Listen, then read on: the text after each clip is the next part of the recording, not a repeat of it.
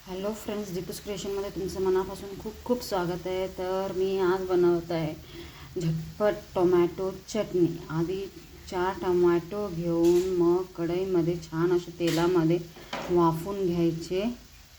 हे बघा, मस्त छान असे वाफलेले आहे टोमॅटो.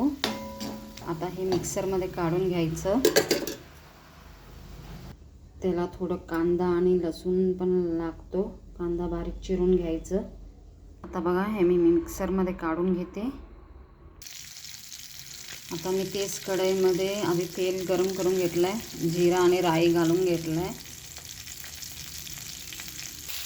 कांदा लसूण घालून घ्यायचं.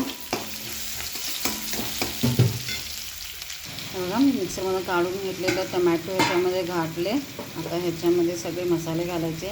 हळद, तिखट आणि मीठ. बघा, मीठ छान घालून घ्यायचं.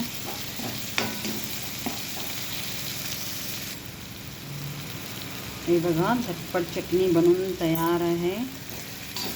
तुम्ही भातासोबत पोळीसोबत खाऊ शकता.